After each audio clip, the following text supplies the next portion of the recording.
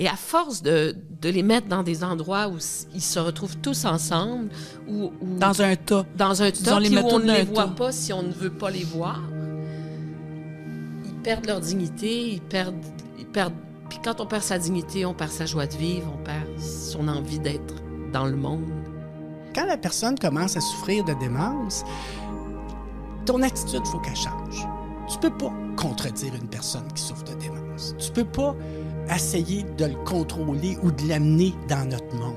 Il faut que tu rentres dans son monde. On se rend compte que l'approche aidance, c'est pas fait pour tout le monde non plus. Non. On a chacun nos limites. Il y en a qui sont capables, il y en a qui sont moins capables. Même des fois, on pense qu'on est capable, mais comme on n'a jamais connu ça avant, on retourne chez nous et on fait « Oh mon Dieu, ça me prend 3 jours m'en remettre à chaque visite. » Bien, il a toujours été mécanicien. Je ne sais pas qu'est-ce que je pourrais bien y amener de plus.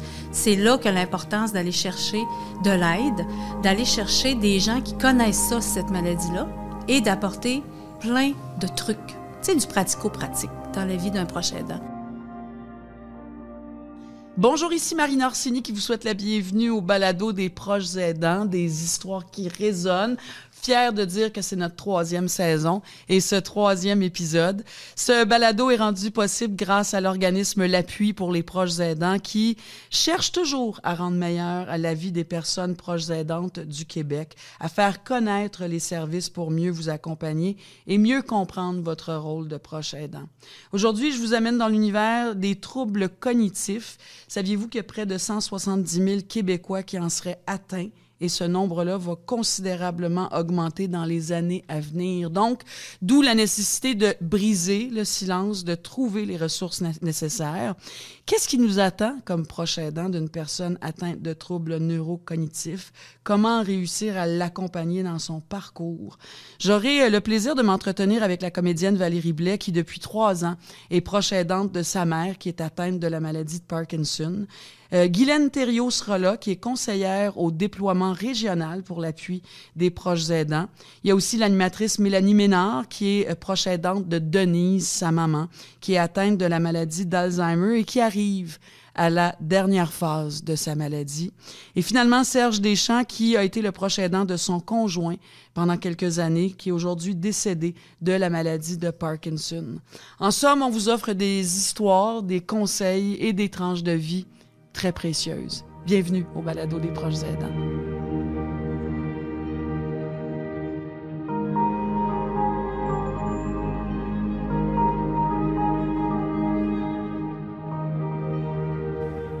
Valérie Blais est fille unique. Sa mère est atteinte de la maladie de Parkinson depuis 2008. Avant la pandémie, donc à 73 ans, Claire, qui a besoin d'assistance, choisit elle-même d'aller vivre dans une résidence pour personnes âgées, semi-autonome. Et là, ses conditions de vie se sont dégradées. Sa condition de vie se dégrade. Et ta mère te dit, si je reste ici, mon âme va mourir. Valérie Blais, bonjour. Allô? Ta mère, elle t'a vraiment dit ça? Ouais. Ça commencerait, ton entrevue. Souvent.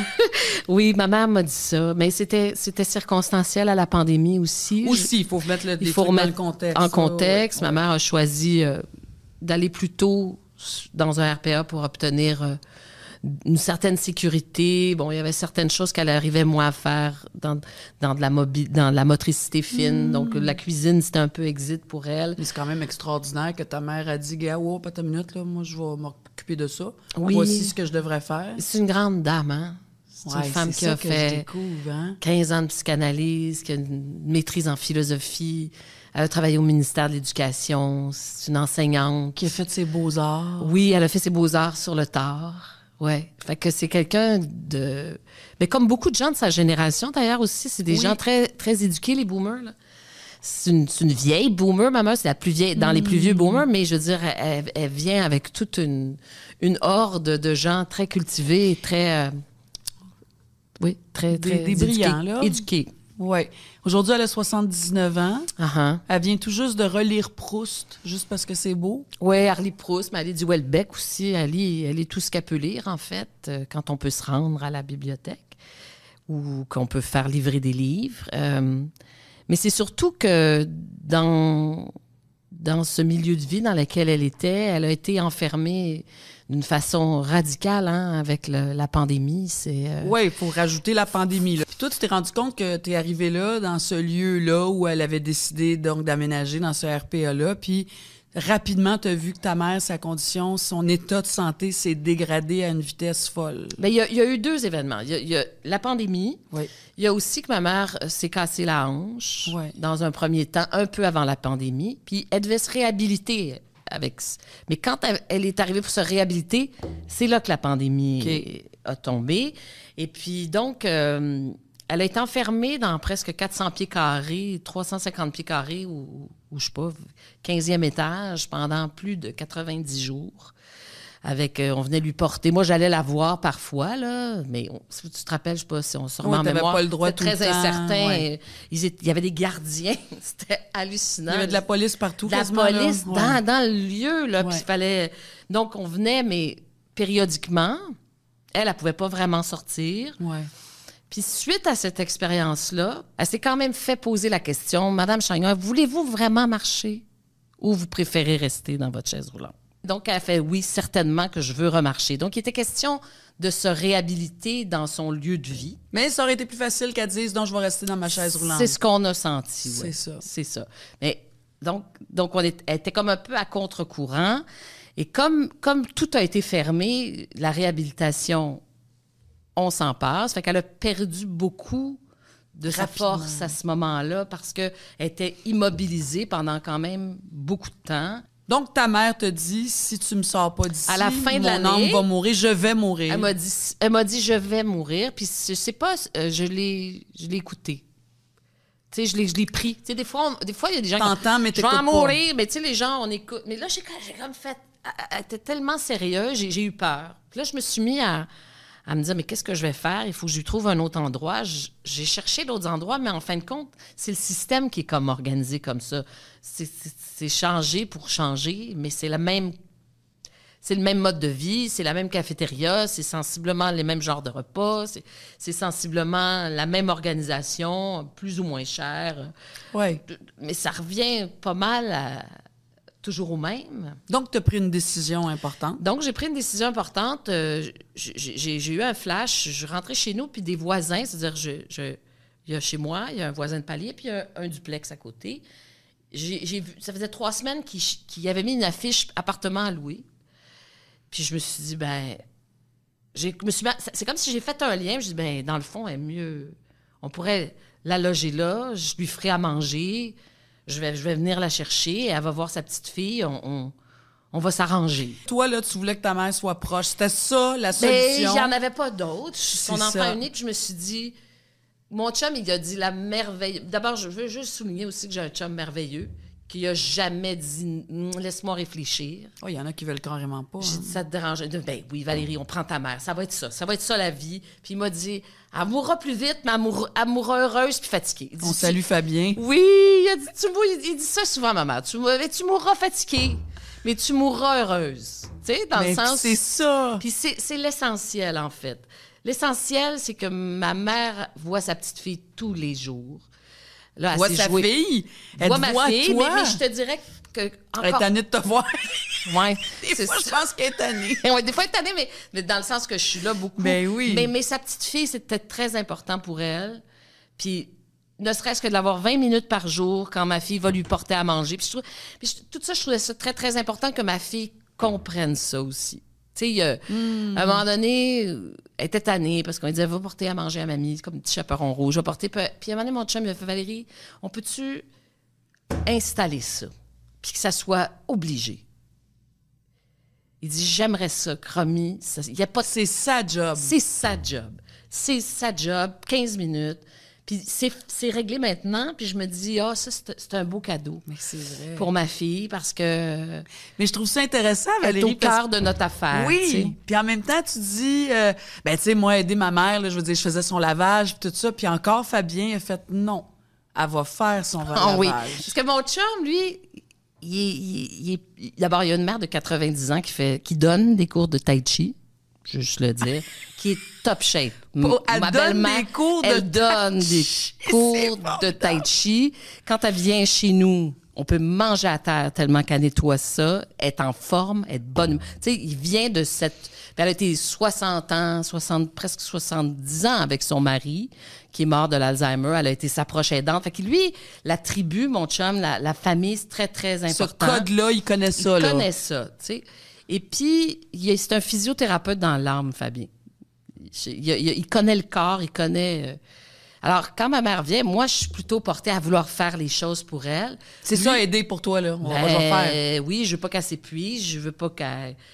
Lui, non, il met le linge dans un panier devant la laveuse. Il fait pas faire d'efforts. Non. Mais on plie, Madame Chagnon, on prend le blanc, on le met en haut, on le prend le bras.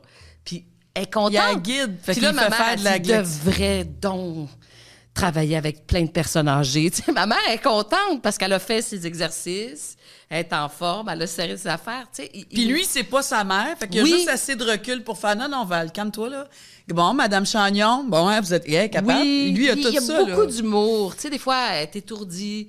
Hop, trop de boisson. Ah, elle boit pas, maman. T'sais. Trop de boisson, Madame Chagnon. Tu sais, il est capable. Vous êtes un duo qui peut être assez drôle aussi, faut le dire. Oui, mais lui, il a plus d'humour que moi là-dessus.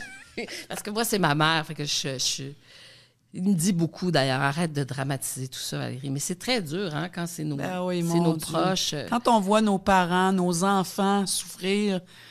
C'est notre propre fin aussi qu'on voit à travers eux. Oui? Quelque part. Fait ça? Moi, ça me fait ça, oui. Oui. Oh, oui. Puis en même temps, tu dis de ta mère, parce que je veux revenir à ça, oui. inquiète-toi pas, là. Mais tu dis qu'en même temps, ta mère, elle m'a élevée quasiment toute seule, ma mère, je lui dois bien ça. Tu vas aussi au bout de ton cœur, oui. Hein? Tu dis ça dans tout ce voyage-là. Oui. C'est quoi tout ça? Ben, c'est jusqu'à la fin. Je lui donne la main, je l'aide à se lever, je l'aide à se vêtir, je l'aide à... Je l'aide aussi parce que il faut jamais oublier, je trouve, dans tout ça, tous ces gens qui sont atteints, mais ma mère, je parlais d'elle, tu sais, avant d'avoir le Parkinson, c'était une femme très, très, très active sur le plan physique, intellectuel. Et c'est une femme très digne.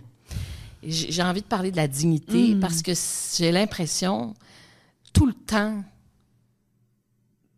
de courir pour sa dignité. Mais tu dis qu'on est dans un système de santé qui nivelle par le bas tout le temps, on dirait. Je trouve. Il ne fallait pas la connaître pour lui demander si elle souhaitait rester en chaise roulante. Il faut pas... Et je trouve que parfois, les personnes âgées, on les met dans un endroit parce qu'ils sont moins autonomes, mais on oublie qu'ils ont toute leur vie derrière, qu'ils ont contribué à la société, qu'ils ont, pour beaucoup, fait des très grandes choses, tu sais, qu'ils ne sont pas que grabataires, tu sais, on le devient. Et à force de les mettre dans des endroits où ils se retrouvent tous ensemble, ou dans un tas. Dans un tas, puis où on ne les voit pas si on ne veut pas les voir, ils perdent leur dignité, ils perdent. Puis quand on perd sa dignité, on perd sa joie de vivre, on perd son envie d'être dans le monde. Et ça, je trouve que les soins à domicile, c'est redonner une dignité. Et on veut ça. Ouais. Dans notre société, là, on le dit aux nouvelles, on veut les laisser à la maison, on veut qu'ils retournent à la maison rapidement, ne serait-ce qu'une chirurgie d'un jour. Il faut que tu retournes chez vous. On veut ça, mais on dirait qu'on s'enligne pas ou on est tellement pas structuré ou équipé pour faire ça. Non, puis je me dis, qu'est-ce qu'on va faire?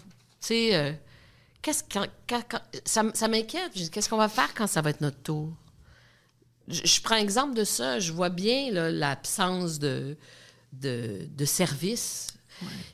Puis en même temps, je blâme personne. Tu sais, quand ils sont venus évaluer la maison, moi, je trouvais que c'était pas parfait. Là. C'était loin d'être parfait. Puis je connais pas ça. Fait que j'étais comme inquiète. J'ai demandé à la travailleuse sociale, est-ce que vous croyez que ça va aller? Elle dit, mon Dieu, madame, oui, ça va vraiment aller. Là. Elle dit, on visite des gens qui sont pas mal plus mal pris que votre mère. Je la trouvais déjà mal prise, tu comprends, dans le contexte. Ouais. Je me disais, mais c'est pas idéal pour elle, qui a travaillé toute sa vie, qui a enseigné toute sa vie à des adolescents dans des polyvalentes, à créer des programmes de français. Je me disais... Qui a donné temps à la société. Qui a donné temps à la société. Comment ça que ça finit de même, d'un petit 3,5, tout croche? J'adore là, les gens qui ont loué, c'est pas la question, mais je me dis, pour ses soins à elle, c'est quand même limite, tu sais. Ouais. Mais en même temps, on en reparle parce que aussi, sa perte d'autonomie continue puisque c'est une maladie dégénérative. Puis quand on fait le bilan, parce que je dis, tu peux retourner, maman, si tu sens que... Quand tu as fait le bilan, elle choisit toujours de rester parce qu'au final, elle a sa fille, elle a sa petite-fille, elle a son beau-fils. Puis elle serait probablement déjà partie si ça n'avait pas été de ça. Puis elle sait bien que d'une certaine façon, c'est une mort annoncée que d'y retourner. Donc, quelque part, son choix... Mais on y réfléchit des fois parce que, sérieusement, là, c'est pas facile. C'est pas facile. Il faut tout qu'elle trouve ses services aussi. Quand elle était dans un RPA, les repas étaient payés. Tu comprends-tu? Elle payait un 10 $ par-ci, elle avait son lavage. Là, il faut comme réinventer tous les services. Parce qu'en même temps, elle payait cher. Ça coûte cher, là, ça, ces endroits-là. Oui, tous les mois, c'était quand comme même. genre 2500 $ par mois. Mais s'il lui en restait pas beaucoup pour elle, parce que c'est une enseignante à la retraite, donc c'est pas des revenus... ça dépend de chaque personne. Ouais. Mais ma mère, c'était ça. Donc là, elle paie moins cher pour son loyer, mais il faut qu'elle répartisse, si tu veux, son budget pour pouvoir obtenir des services. Si moi, Valérie, je te disais, là, je te donne une feuille de papier, là, c'est toi qui vas décider. Là. On va prendre l'exemple précis de ta mère, là, qui, elle, c'est une universitaire qui a une éducation, qui a enseigné, elle a fait ses beaux-arts. C'est une femme qui est riche de contenu et de connaissances et de savoir. Si je te disais, écris-moi sur une feuille ce que tu voudrais pour ta mère. Pour toi, ce serait quoi le monde rêvé, idéal pour ta maman qui vieillit, qui a des problèmes de santé, puis qui s'en va vers la fin de sa vie? Comment tu décris... C'est quoi ton scénario idéal? Toi, tu voudrais que le matin, là, ta mère, d'habitude, elle se réveille à 7 heures. Moi, je voudrais que quelqu'un vienne voir ma mère, qu'il y ait un physiothérapeute qui vienne avec elle tous les jours, qu'elle fasse sa marche tous les jours. Beau temps, mauvais temps, qu'elle ait... Parce que toi, t'essaies, mais t'as pas tout le temps le temps. J'ai pas T'as tout une le temps famille, le t'as temps. une vie. Des fois aussi, j'ai pas la technique pour la tenir aussi, tu sais, tout ça. Qu'elle ait un appareil qui lui permette de marcher hiver comme été, faire son tour de bloc, tu sais. Faire son tour de bloc. Puis ensuite, je suis en train d'organiser ça. J'ai quelques amis, collègues qui adorent la littérature, puis je leur ai demandé de venir chez ma mère, parler 1 ou 2 heures, puis pouvoir échanger des groupes de lecture, pouvoir partager sur des romans qu'ils ont lus l'une et l'autre et pouvoir en parler. Des collègues comédiennes à qui j'ai demandé de venir 1 ou 2 fois par mois pour qu'elles puissent échanger sur quelque chose, sur du contenu qui la nourrit. Stimule, elle, bien sûr. Et puis... Après ça, quelqu'un qui peut faire son épicerie, qui l'aiderait à faire son épicerie, son ménage. oui, parce qu'on le répète, hein, ta mère, elle est assez autonome d'un sens, puis elle l'est pas assez de l'autre, là. C'est ça. Toi, t'es comme en C'est pas deux... qu'elle soit pas toujours à la merci de notre nourriture, bien que ça nous fait plaisir, c'est pas ça, mais c'est juste que c'est le fun d'avoir tes affaires dans... Bien sûr, c'est dans toujours ta- pour elle qu'on dit ça, là. Tu sais, aménager une cuisine qui soit... C'est mes rêves, là. Oui, mais je l'exige te pas, le là. répète, Mais c'est ton aménager rêve. une cuisine qui soit facile pour elle. Tu sais, quelqu'un qui viendrait un peu quotidiennement faire un mini-ménage. Aussi, Parce qui que fait que c'est ça beaucoup. ferait quelqu'un d'autre aussi qu'elle verrait. C'est la solitude aussi. Je me sens responsable de combler sa solitude. Ils sont moins... Elle a beaucoup d'amis qui sont morts, ma mère. Parce Fait qu'il en reste plus vraiment, non, là. beaucoup sont... ça aussi, on n'en parle pas, mais les amitiés, les sœurs, les frères, tout le monde meurt à un moment donné. Donc, elle se retrouve toute seule. Ou alors des amis atteints de maladies dégénératives, mais dans leur cerveau. Donc, la communication est plus... Possible. C'est ça. Ça, je pense que c'est pour ça qu'elle est bien à côté. C'est que, quelque part, on est là. Ben, tu la Mais gardes des dans fois, le monde des vivants. On la garde dans le monde des vivants. J'ai beaucoup ri quand j'ai lu ton histoire, Valérie, parce que tu dis, ben, tu sais, moi, je suis une égocentrique, là. C'est comme... Total. Vraiment narcissique. J'en prends plein la gueule. Là. Je suis transformée. Mais en bien, je suis contente de ça. Mais j'ai étiré mon cœur, étiré ma vie, étiré tout. Là. J'étire tout au maximum pour avoir aucun regret aussi. Mais tu dis aussi que, d'après toi, c'est comme l'ultime cadeau que ta mère a te fait, c'est qu'elle t'apprend à mourir aussi. Bien, je pense qu'il y a ça, oui. Oui, c'est sûr. Elle m'apprend à mourir. Mais on n'en parle pas de ça. C'est épeurant. On met ça bien loin. On met ça ailleurs. Tu sais, ma mère, elle a toute sa tête. C'est que... Tu sais, je parlais de ça avec un de mes amis. Sa mère avait l'Alzheimer. Puis à un moment donné, sa mère ne le reconnaissait plus. Fait qu'il y avait... Il a appris quelque chose, mais moi, ma mère, elle comprend tout. Elle comprend tout, elle perçoit tout. Donc, on peut en parler de ça aussi. La mort. C'est quelque chose de... Elle est effrayée elle-même par sa propre mort. Fait qu'elle le dit. Mais c'est quand même quelque chose qu'il faut apprivoiser. Ben, parce que c'est la réalité. Échappera pas. Non. Personne. C'est paradoxal, hein? Aussi. Parce que je comprends ultimement pourquoi on n'en parle pas, parce qu'on veut rester dans la vie, puis c'est un peu lugubre, puis on a peur, mais en même temps... Comme on veut rester dans la jeunesse, on est dans une société où on veut tellement rester dans la jeunesse, puis les jeunes, puis tout est fait en fonction des jeunes, puis... Ouais, mais tout le monde va arriver à 50, 60, 70, 80. Tant que t'es pas mort, là, t'es vivant. Ben, c'est ça l'affaire. Ouais. C'est là que je dis que c'est paradoxal, c'est-à-dire que, en fait, plus j'apprivoise la mort, plus j'ai envie d'être en vie. Parce que je fais, c'est now. Tu sais, c'est précieux, c'est maintenant que ça se passe. Fait qu'à toutes les fois où je fais, bon, il faut que j'aille, il faut que je retourne. Ça me tente pas toujours, là. Je pensais pas que ça serait ça, moi, à ma cinquantaine. J'avais pas pensé que ça serait comme ça. Même ma mère avait pas pensé que ça serait comme ça, OK? Fait que des fois ça me tire, mais je fais, lève-toi, marche, tu peux le faire. Puis embrasse cette situation-là. Embrasse-la de Oui, parce qu'il tout y a ton une cœur. part où c'est un privilège, parce que t'as comme un masterclass, un crash course, là. Oui. Je veux dire, faut que tu sois... Tous tes sens sont ouverts, ça part du cœur, mais t'es à l'écoute de tout, tu sais. Oui.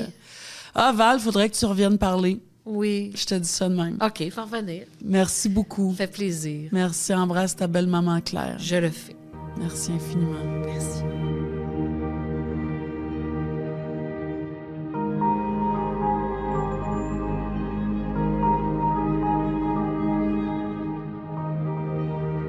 Si je demande de l'aide, c'est parce que j'arrive pas à le faire par moi-même.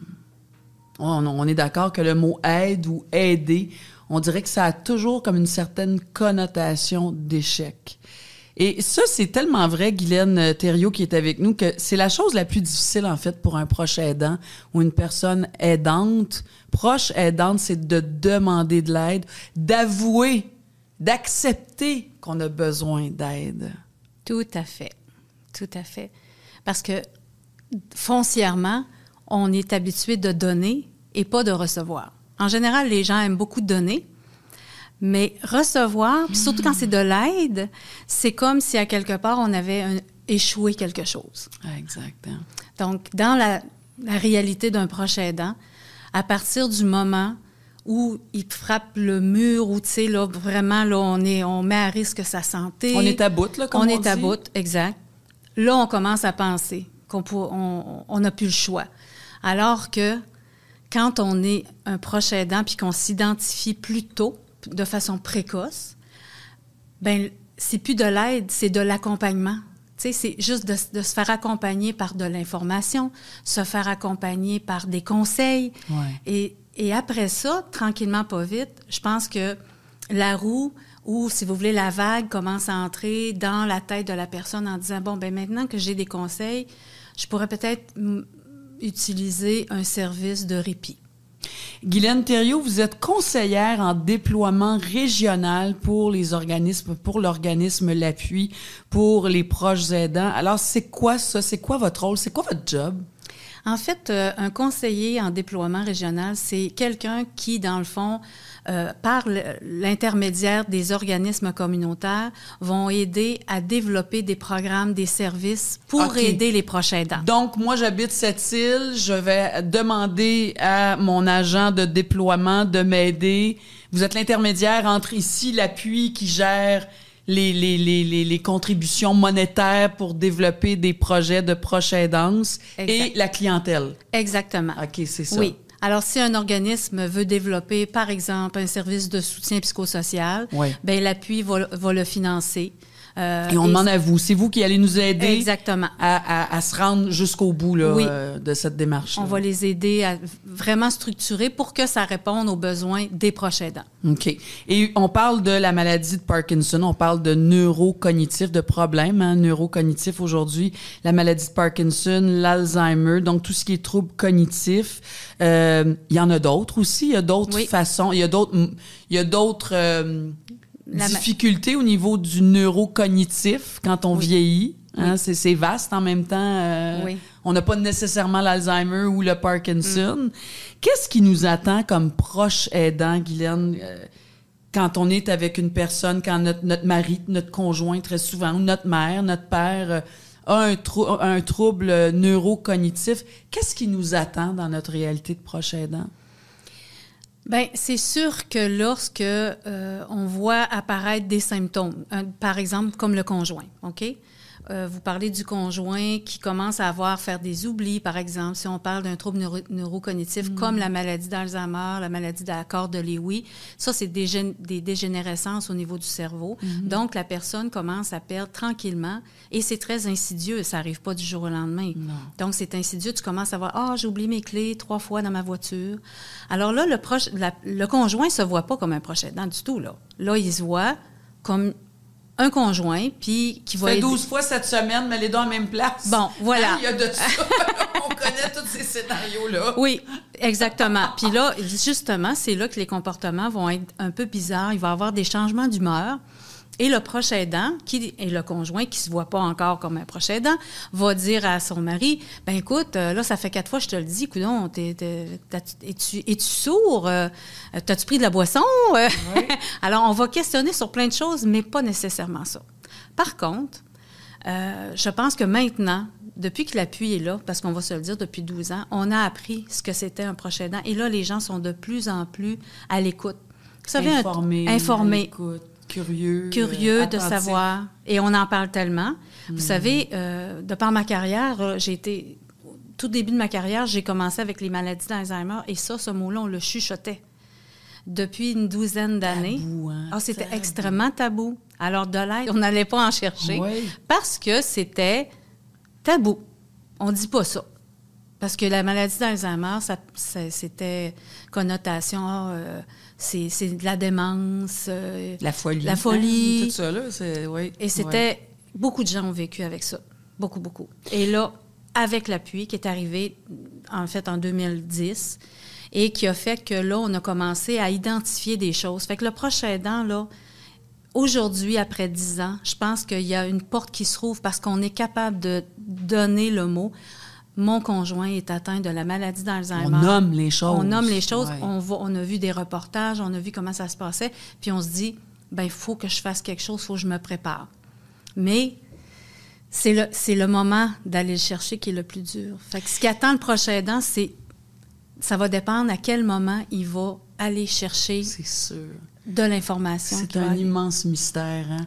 À la base, Guylaine, si je vous dis, comment devrait-on agir, interagir avec une personne? À l'ABC, là, mettons. Là. Oui. Hein, il y a des grandes règles, là, j'imagine, de base, où tu fais ça, tu peux pas faire ça, ça, tu devrais pas faire ça, ça non plus. Ça serait quoi au niveau de notre interaction avec ces gens-là?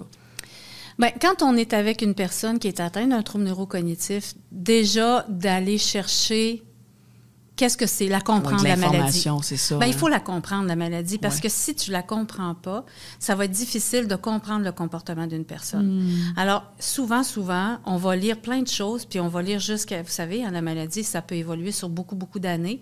Donc, on se fait peur. Au début, on se fait très, très peur. Et la façon, je pense, c'est d'être vraiment soutenu sur les maladies, les étapes où on est rendu. C'est souvent une étape à la fois.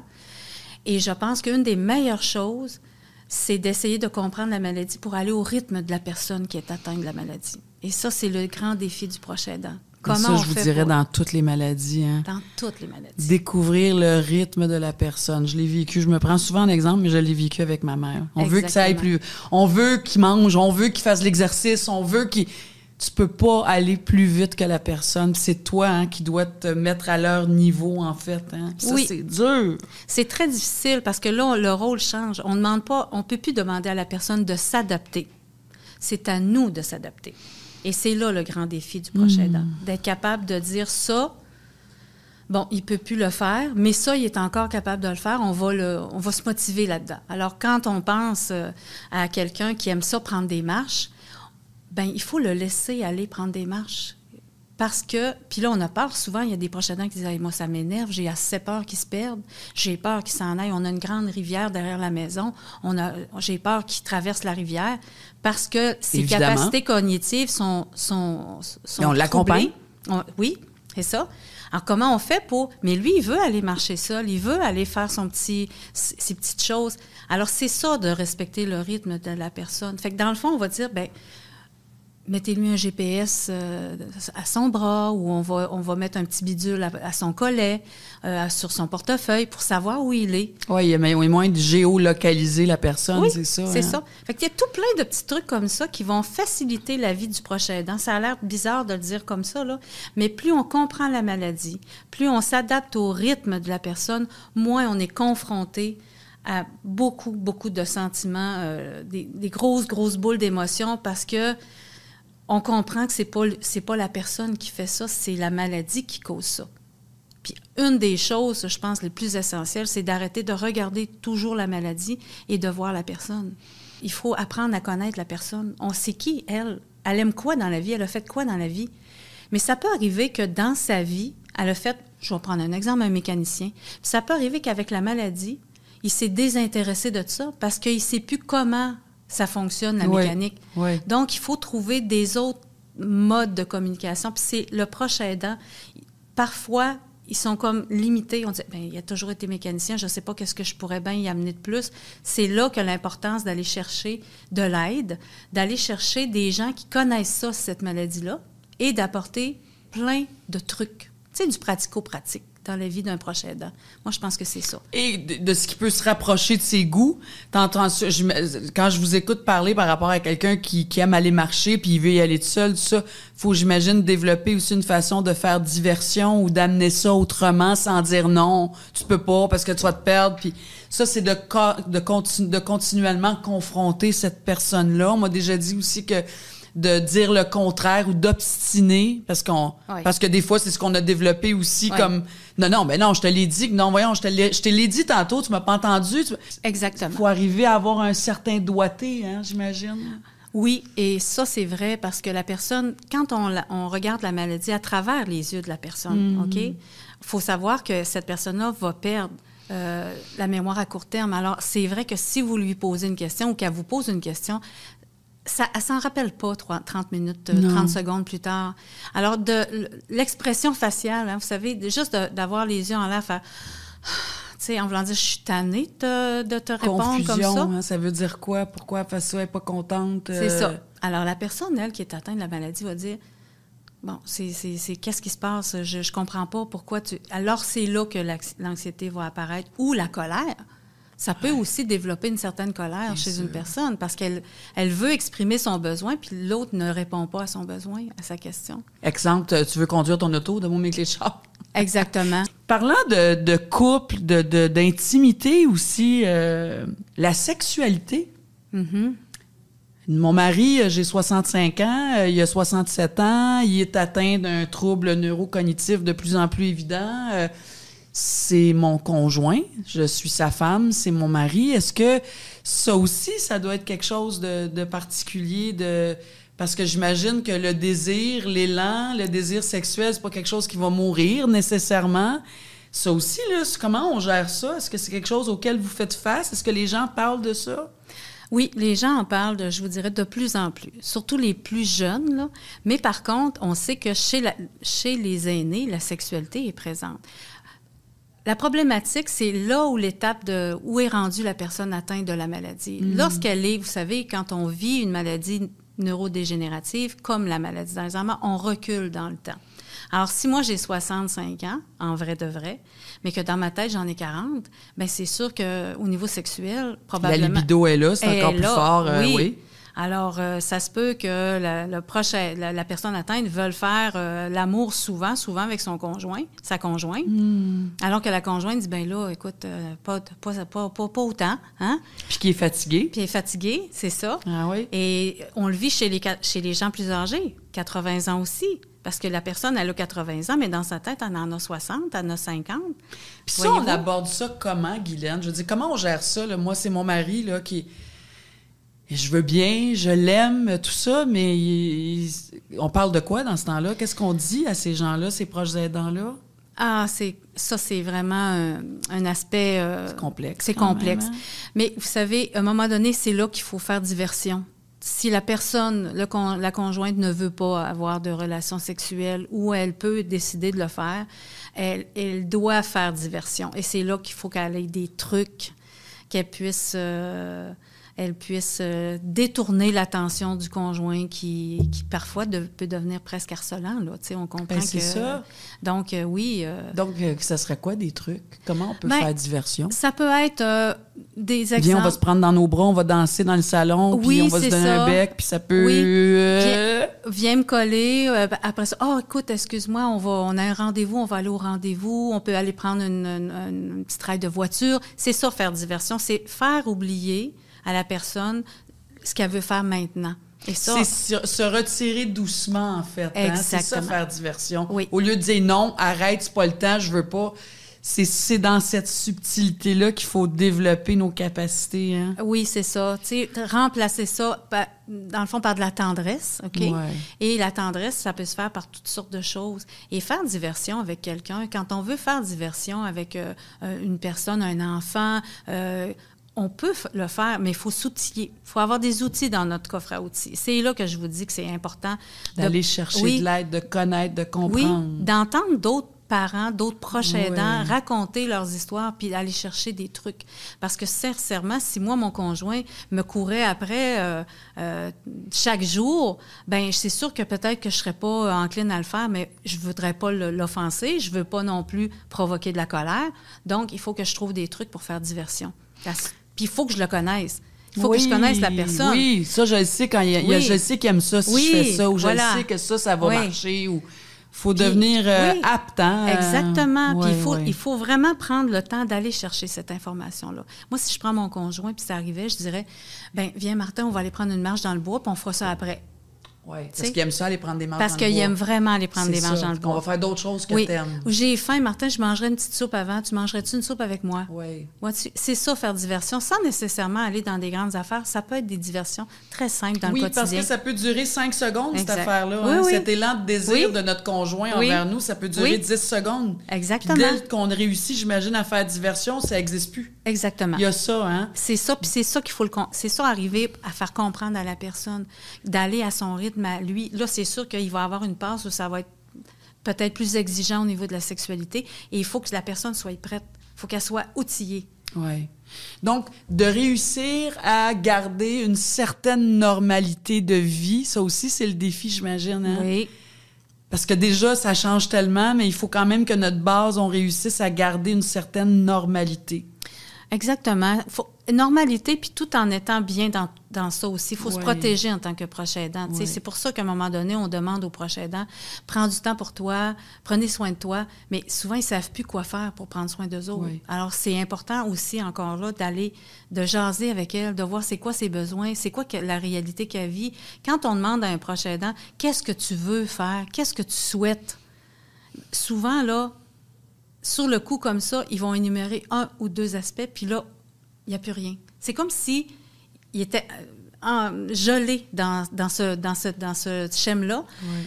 Et une fois qu'on les aide à réfléchir, qu'on les aide à ventiler, et là, ils commencent à identifier les choses beaucoup plus. Mais c'est vraiment un parcours d'accompagnement. On s'en sort pas sinon. Puis Guylaine aussi, j'imagine, on revient toujours à aller chercher de l'aide parce que aller chercher de l'aide, ça nous aide à comprendre, ça nous aide à le vivre au quotidien et ça va nécessairement nous aider pour la suite, l'après. Quand la personne décède, là, ça peut être au bout de 3 ans, 5 ans, 10 ans, ça peut être long, là. Oui. Parce que c'est le cerveau qui fonctionne plus, mais le corps, lui, il peut être bien en forme. Oui. Puis l'après, c'est un choc aussi. Quand tu as tellement donné pendant 5, 10, 15 ans, toute ta vie est bâtie autour de ça. C'est un investissement total, même trop parfois aussi. Ça prépare aussi l'après, parce que ça, c'est un choc, ce qui s'en vient après. Le vide, là, le trou, là. Tout à fait, parce qu'en fait, si la personne ne s'est pas préparée, elle va arriver devant le fait et elle est perdue, là. Elle ne saurait plus quoi faire. Elle est complètement perdue. Il y a des gens qui font des dépressions. Oh oui, beaucoup, beaucoup. Alors, c'est pour ça que le parcours doit être accompagné autant par le proche aidant que par la personne atteinte et se préparer en disant, entre-temps, il faut continuer à garder des relations. Vous savez, quand vous m'avez demandé, on fait quoi avec une personne atteinte d'une maladie, tout est dans la relation d'aide. C'est une personne, c'est pas un malade. Il faut arrêter, dans le fond, à un moment donné, de regarder que la maladie et regarder la personne derrière. Et c'est ça qui est difficile sur tous les niveaux. La personne est toujours là. Elle est toujours là. Elle est toujours là, elle. Mais elle est différente. Ouais. Elle vit des parcours différents. Elle vit des émotions différentes. Et souvent, le proche aidant est confronté à beaucoup de culpabilité, énormément de stress et d'anxiété. Oui. Comment je vais faire? Bon, demain, oh mon Dieu, demain, j'ai un rendez-vous chez le médecin avec mon conjoint. Comment je vais faire pour l'habiller parce qu'il ne veut jamais sortir, il ne veut jamais venir? Comment je vais faire? Tu vas commencer de bonne heure. Stress. Oui, c'est ça. Ils vivent un énorme stress. Puis là, il faut qu'ils se préparent. Puis plus tu le prépares d'avance, plus la personne refuse. Si tu lui dis une semaine d'avance qu'on va chez le médecin, bien là, tu viens de mettre le conjoint en anxiété parce que lui, il ne veut pas sortir. Ou s'il aime ça sortir, puis tu lui dis une semaine d'avance, il va te le demander 25 fois par jour jusqu'à ce que ça arrive. Ouais. Alors, c'est de s'adapter. Ouais, donc, le proche aidant doit apprendre à s'adapter, tout en ne s'oubliant pas. C'est ça qui est le grand défi. Et je trouve que c'est un des... la proche aidance, c'est pas juste au niveau d'un conjoint, d'un enfant, c'est aussi les amis autour, les voisins autour. Il faut arriver à développer un esprit collectif, de s'entraider entre nous. Et ça, c'est pas juste... On le sait, hein, la santé, le réseau de la santé, ça répond pas aux besoins d'une personne qui a des troubles neurocognitifs, puis ça ne répond pas nécessairement au proche aidant. Puis on le dit souvent, les gens veulent rester dans leur maison. Ouais. On doit adapter les services. Mais si on veut adapter les services, il faut être capable de bien cerner qu'est-ce que c'est. Alors, quand tu rentres chez quelqu'un, puis que cette personne-là adore aller prendre des marches, bien, quand on donne un répit, par exemple, à un proche aidant, on peut partir, aller marcher. On va s'adapter à ses besoins à elle pendant que le proche aidant va faire autre chose. Il y a plein de beaux services qui sont... Mais c'est d'essayer de... Vous savez, dans ma carrière, une des choses que j'ai trouvées les plus difficiles, c'était de convaincre le proche aidant à accepter que quelqu'un entre dans sa maison. Comme si c'était... non, je peux pas. Il voudra pas. T'sais, souvent, la proche aidante... il n'aime pas ça quand il y a du monde dans la maison. Non, il n'aime pas ça. Ouais. Ah, vraiment pas. Ça ne marchera pas. Je le sais, il n'aimera pas ça. Et finalement, je vous dirais que 99,9% des cas, ça fonctionne très, très bien. Parce que quand tu es un couple, est-ce que tu te jases, là, ça fait 40, 50 ans que tu es ensemble, tu jases-tu pendant toute la journée avec ton conjoint? Non. Ben non. En plus qu'il y a de la difficulté à s'exprimer, il ne retient pas ses idées, alors que tu arrives avec une fraîcheur. Hein, j'appelle ça une petite fraîcheur. Oui. Un c'est bon comme ouvrir la porte heures. et faire entrer de l'air. Oui, là, c'est ça. On change l'air de la maison. C'est ça, hein? Ouais. Fait que l'intervenant qui entre dans la maison pendant 2-3 heures, il est là pour ça, le faire change jaser. L'énergie, la dynamique. Exactement. Ouais. Et ça devient des amis. Oui. Puis là, souvent, on entend les personnes atteintes. « Ah, mon ami s'en vient. » Ils ne savent pas son nom. « Mon ami s'en vient. » Il y en a qui aiment faire des casse-têtes. Il y en a qui aiment aller jouer aux quilles. On les fait sortir. On fait des choses qu'ils aiment faire. Exactement. Puis si c'est quelqu'un... Il y a eu des beaux défis. Il y a des gens qui restaient assis sur leur fauteuil des heures et des heures, puis on a réussi à les sortir de leur fauteuil parce qu'on les stimulait par des choses, puis à un moment donné, oups, un petit ici. Venez donc me montrer vos outils dans le garage. Ça là, vous avez des beaux outils. Ah, ben oui, je vais aller te montrer ça. Alors, voyez-vous, c'est ça. Tandis que le proche aidant, la conjointe, elle ne peut pas faire ça. Elle est trop occupée par trop d'autres affaires parce que les responsabilités ne sont plus partagées, là. Oui, puis tu sais, très souvent dans notre entourage, il y a des services qui existent, mais dans notre entourage, des fois, ça fait plaisir de dire, ben oui, je vais l'accompagner à son rendez-vous un matin, gars, j'ai le temps, je suis en vacances, ça me fait plaisir. Oui. Ça nous fait plaisir, l'entourage des proches aidants, là, de sentir qu'on peut apporter quelque chose, qu'on peut on peut servir à quelque chose dans sa vie qui a tellement basculé, puis on aime ça donner et aider, vraiment. être un voisin, puis aller faire tondre le gazon, par exemple. Ben oui. Ouvrir la cour l'hiver. Moi, je suis une personne qui adore cuisiner. Alors moi, là, je cuisine, je fais 40 pots de sauce spaghetti, puis je vais aller emporter 5-6. Exact. Mais je vais prendre le temps de m'asseoir puis jaser un petit peu avec les gens. Que le proche aidant soit là ou que ça change tout. Non. Ça change la journée, Oui. ça change la vie. Et si le voisin en parle à son voisin puis il dit « Hey, toi, t'aimes ça faire des marches, pourquoi tu vas pas le chercher une fois ou 2 par semaine? » Tellement. Et ça devient tellement le fun que même le voisin va aller le chercher tous les jours. C'est très vrai. En tout cas, il faut s'ouvrir à ça parce que ça peut, malgré tout, être un beau voyage. Exactement. Ce rôle de proche aidant-là, ça peut être tout autrement, en fait, si on se donne la peine de s'ouvrir à ça. Changer de nos lunettes. Oui, exactement. Changer nos lunettes. Merci, Guylaine Thériault. Merci infiniment. Ça fait plaisir.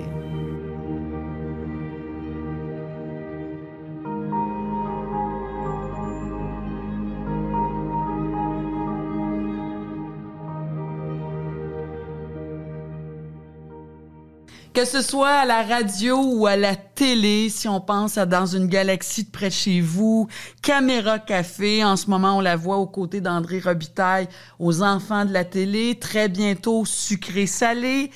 Mélanie Ménard est dans notre paysage culturel et télévisuel depuis tellement longtemps, mais aujourd'hui, c'est à la fille de Denise que je vais parler. Bonjour. Bonjour. Moi, je l'aime assez, Denise, là. Oui, tu t'étais attachée à elle rapidement. Énormément, parce que pour ceux qui ne le savent pas, mais j'imagine que tu le fais sur ton Facebook aussi, mais moi, j'aime beaucoup Instagram. Mélanie a souvent posté, comme on dit, des vidéos où tu es chez ta mère, dans sa résidence, tu fais des casse-têtes avec elle. Ouais. Puis vous jasez, puis elle nous fait rire. Puis je disais, mon Dieu, qu'elle a de l'air douce, gentille. Puis là, juste avant qu'on commence, ma mère était une femme dure. Ouais. Elle avait 8 enfants aussi qu'elle a élevés. Elle avait pas le choix, mais... C'est une grosse shop quand même, oui, là. mais c'est la maladie qui m'a amené cette mère-là plus ricaneuse, plus douce, qui prend le temps.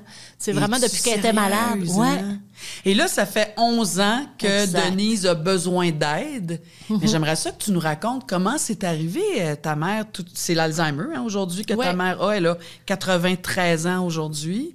Oui, exactement. 92, je pense qu'elle va avoir. Mais comment c'est arrivé? C'était un peu particulier aussi. Oui, c'était très particulier, c'était très rapide. Ouais. En fait, c'est arrivé un printemps. J'animais ma maison Rona à Québec, je me rappelle, et j'ai eu l'appel de « Oups, maman s'est cognée la tête, elle va pas bien, il faut que... » En tout cas, on me disait que ça allait pas très bien, puis que de prendre des nouvelles dès que je revenais.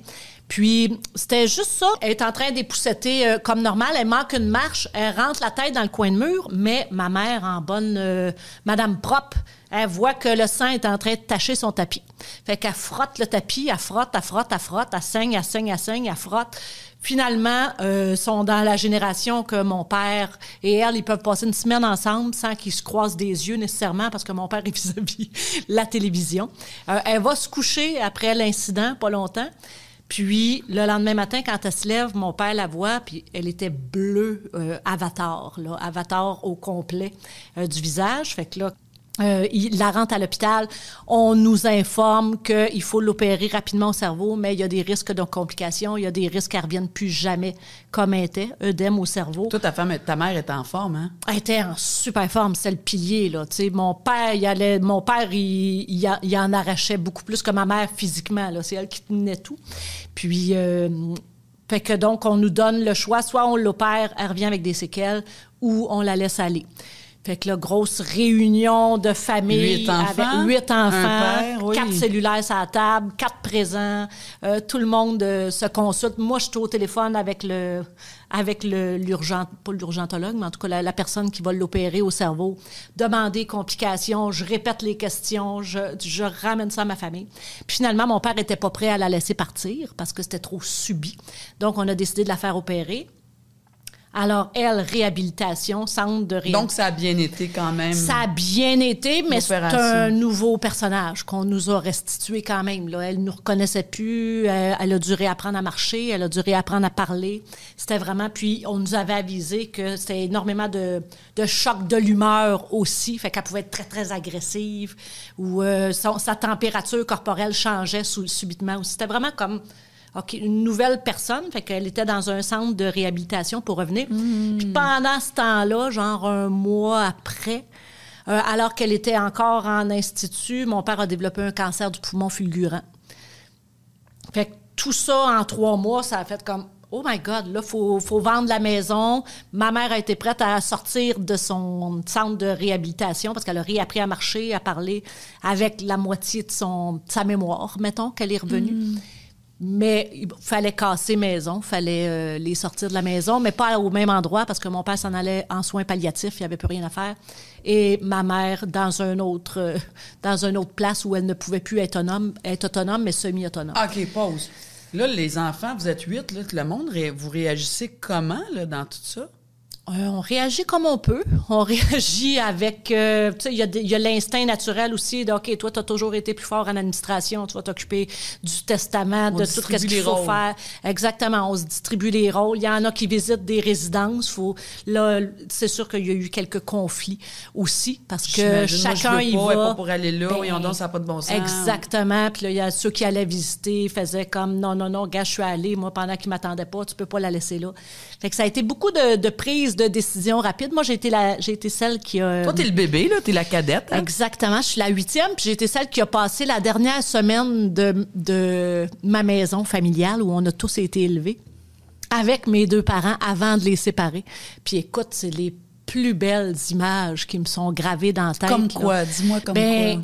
Tu sais, ma mère était semi-revenue, mais elle avait encore, tu sais, une perte de mémoire, puis une perte de... Il voulait pas qu'elle garde maison. Fait que, mais elle avait encore toute sa fougue pour engueuler mon père qui avait profité de son absence pour développer un cancer. Puis, tu sais, mon père, physiquement, il était plus autonome. Fait qu'elle étendait son... Une fois, elle avait étendu le rideau de douche sur leur lit, parce que c'est comme ça qu'elle avait mon père. Puis... Elle couchait sur le rideau de douche. Elle couchait sur le rideau de douche, puis elle lavait, puis elle l'engueulait à cause de la cigarette, que ça faisait tellement d'années qu'il avait dit, puis qui était supposé, parce que lui, dans la famille à mon père, ça vivait beaucoup plus vieux, fait qu'elle te l'engueulait comme... Mais en même temps, tellement de tendresse entre les deux, mon père, puis, tu sais, je les avais jamais vus aussi amoureux que dans les derniers mois de vie, quand ils ont vraiment réalisé que tout ça leur échappait, là. C'était une image magnifique. C'est d'une tristesse infinie, mais en même temps, la beauté de la vie pure, là. Ah, wow, c'est tout le sens. Des belles leçons, des belles... Là, elle en est où? Parce que tantôt, tu me dis... je te disais que je suivais beaucoup, là, Denise, avec tes vidéos. Je la montre moins. Oui, je la montre plus. En fait, parce qu'elle est plus là depuis, ma foi, je pense, fin de l'été, on l'a déménagée. Elle était dans une résidence semi-autonome avec une aile de soins, mais là, avec la bureaucratie, elle demandait trop de soins pour être encore dans cette résidence-là. Donc, elle est transférée dans un CHSLD. Maintenant, avec des gens comme elle, mais de différents âges. Ils n'ont pas tous le même... C'est pas tous des personnes âgées qui souffrent de troubles cognitifs. Fait que c'est assez... c'est un autre univers. C'est vraiment, tu sais, même d'aller la voir, c'est OK, est-ce que je vais me faire engueuler aujourd'hui? Est-ce que la madame qui se promène avec une poupée va me la sacrer sa tête?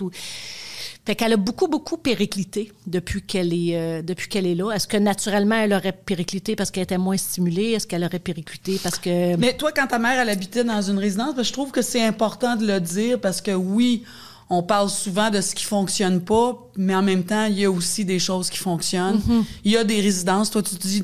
Quand ta mère habitait dans une résidence, on en a pris bien soin de ce que tu as vu. Oui.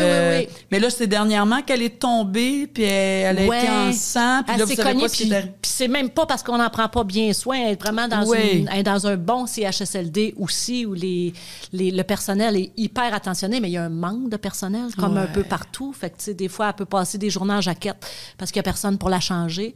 Là, c'est arrivé cette fois-là où elle s'est levée de son lit, puis quand ils se lèvent, les résidents, il y a comme un bip-bip qui se fait entendre dans la salle des employés, mais l'employé n'a pas eu le temps de se présenter.